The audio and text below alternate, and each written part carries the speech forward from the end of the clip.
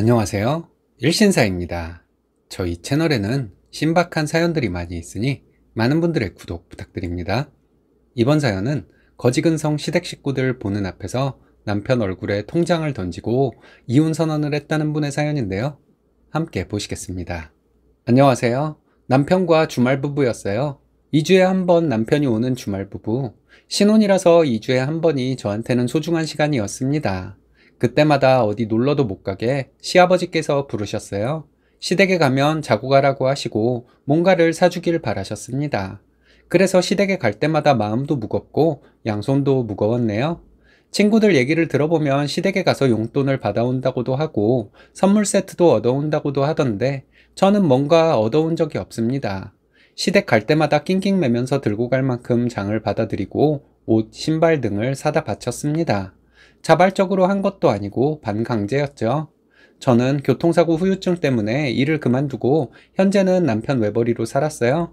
남편이 대출을 많이 받아 결혼을 했기 때문에 빚 갚는 것도 힘든데 시아버지는 생활비를 바라셨습니다. 결혼하고 처음 시댁 친척들 뵙는 자리에서 시아버지가 큰 소리로 얘기하셨어요. 우리 아들이 결혼 전에는 생활비 30만 원씩 꼬박꼬박 줬는데 장가 가더니 생활비를 안 주네.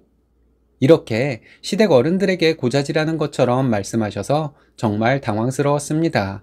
교통사고 후유증으로 요양이 필요한 저에게 이래라 얼른 복귀해야지 얼굴만 보면 이 말씀을 하셨어요. 몸은 괜찮냐? 병원은 잘 다니고 있냐? 이런 거 물어본 적은 없고 저 말씀만 하시니 너무 서운했습니다. 남편은 삼형제 중 둘째예요. 시동생네는 시댁에 월 30만 원씩 드리고 있는데 시동생네는 돈을 엄청 잘 법니다. 장남인 아주버님은 얼마 전까지 백수였다가 남편이 회사 현장직에 취직시켜줘서 이번 달부터 20만 원씩 드린다고 했어요. 저는 결혼할 때 빚 없이 해올 거 해왔고 남편은 모두 빚으로 했어요. 시댁에 생활비는 못 드리고 있지만 시댁 공과금 내드리고 있고 시댁에 2주에 한 번 갈 때마다 한 달치 장 받아드렸어요. 남편 형제들과 시부모님 만나면 밥값, 택시비 등을 저희가 다 부담했어요. 아주버님과 시동생네는 돈을 드린다는 핑계로 한 푼도 안 쓰려고 했습니다. 너무 얄미웠어요.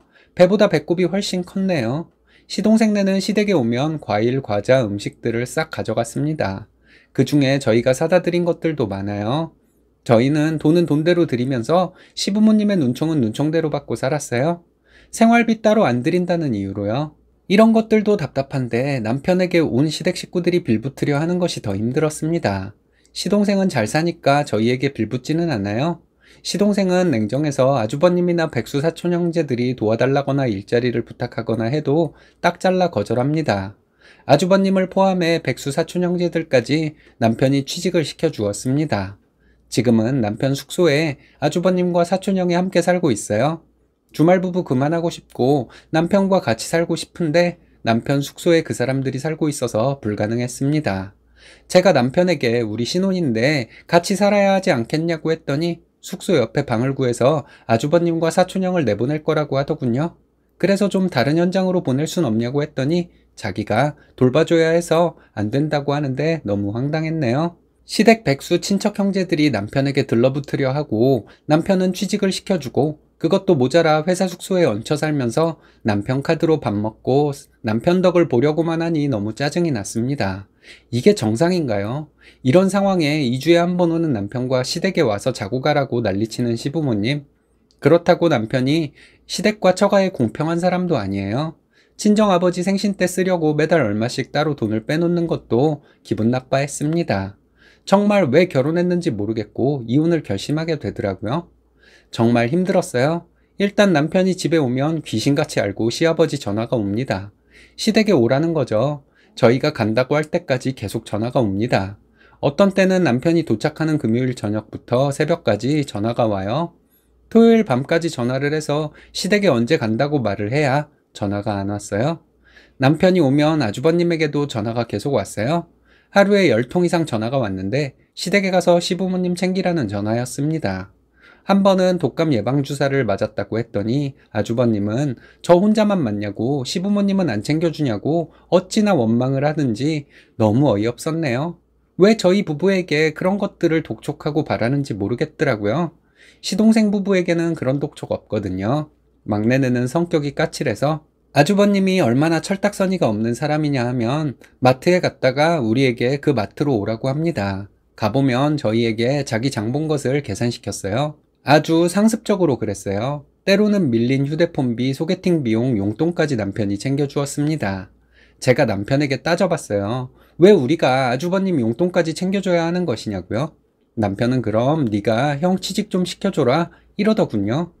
남편이 지인들 찬스를 써서 아주버님에게 중소기업에 들어가 보려냐고 하면 싫어하고 시동생네는 절대 아주버님 신경 안 씁니다. 결국에는 남편이 자기가 다니는 대기업 현장직에 아주버님을 넣어주었어요.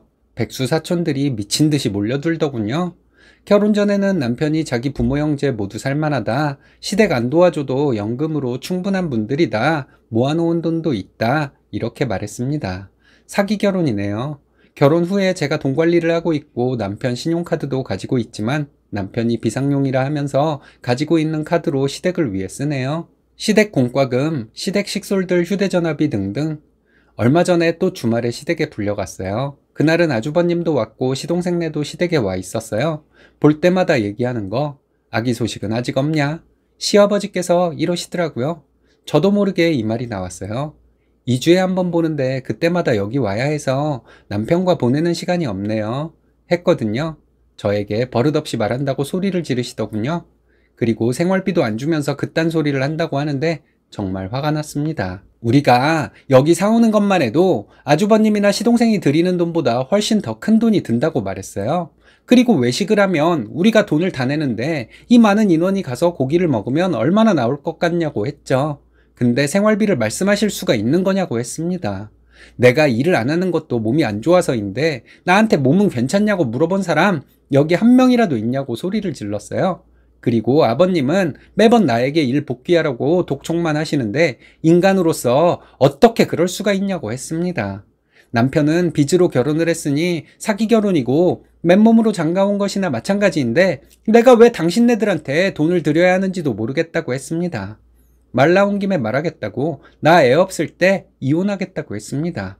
그때 마침 가방에 통장이 2개 다 들어있었거든요. 통장 2개 다 꺼내서 남편 얼굴에 던져버리면서 말했어요. 나랑 이혼하고 네가 돈 관리하며 시댁에 돈 바치면서 살라고요. 나는 이렇게 바라기만 하는 사람들과 이제 못 살겠다고요. 바라기만 해서 해주면 고마움은 모르고 구박이나 하는 양심 없는 인간들하고는 더 이상 어울려 살고 싶지 않다고 했습니다. 애 없을 때 이혼해야지 애라도 생기면 아주 손자를 구실로 더 볶아먹을 텐데 얼른 이혼해야겠다고 말했습니다. 그리고 나와서 친정으로 왔어요. 남편이 전화해서 미안하다고 하는데 안 속는다 했습니다. 결혼도 사기 결혼이었기 때문에 이혼 소송할 때 사기 결혼도 같이 걸 것이라고 했어요. 양가 부모님 걱정하는 척을 하더군요. 우리 부모님은 너희 집안 악마 같은 것들에게 내가 벗어나는 것을 기쁘게 생각할 것이고 너희 부모님은 내가 빠져주면 너에게 마음껏 벗겨먹고 살 수 있으니 서로 좋은 것이라고 했습니다. 내가 네 말 듣고 다시 너와 살면 결국 내 눈 피해서 시댁에 또 퍼주고 살 거 눈에 보인다고 했어요. 아버님은 둘째가 은행인 줄 아는 사람이고 내가 교통사고 후유증으로 요양이 필요한 상황인 걸 뻔히 알면서 자기에게 이득이 되라고 일터로 등 떠민 사람이라고 했습니다. 너는 그지근성으로 똘똘 뭉친 너네 가족이 가엾기만 하고 문제가 될 것은 없다고 생각하는 사람인데 내가 미쳤다고 너와 살겠냐 했죠. 그렇게 너네 집에다가는 퍼다 바치면서 우리 집을 위해 몇만 원 따로 빼놓는 것은 기분 나빠하던 네 표정을 아마 평생 못 잊을 것이라고 했습니다. 너는 시댁의 종놈이고 너와 시댁에 필요한 건 아내가 아니라 너의 종놈짓을 거들어줄 종년이 필요한 것이라고 했어요. 아무리 너네 식구들이 거지들이라고 해도 너가 중심을 잡고 있으면 별 문제 없었을 텐데 이제 우리는 틀렸으니 그리 알라고 했습니다. 남편은 만나서 얘기를 하자더라고요. 자신 있으면 여기로 오라고 했습니다. 안 그래도 지금 오빠랑 남동생이 내 얘기 듣고 너 찾으러 간다고 난리치고 있는 거 나랑 엄마가 겨우 말리고 있다고 했어요. 오빠는 몰라도 동생은 너도 알다시피 화가 나면 물불 안 가리는 성격이니 아마 시댁에 찾아갈지도 모른다고 했습니다. 그랬더니 말 없더라고요.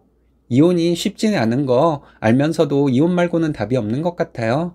이런 와중에 아이를 갖겠다고 남편 숙소에서 함께 살려고 했던 제 자신이 참 한심하다는 생각입니다. 애라도 있으면 시아버지가 애를 핑계 삼아 또 얼마나 벗겨먹으려 들었겠어요? 누가 뭐래도 저는 이혼하려고요. 참고 사시느라 힘드셨겠어요. 잘 결정하신 것 같은데요. 얼른 거지들에게서 벗어나셨으면 좋겠습니다. 여러분들의 위로와 조언이 많이 필요한 사연인 것 같습니다.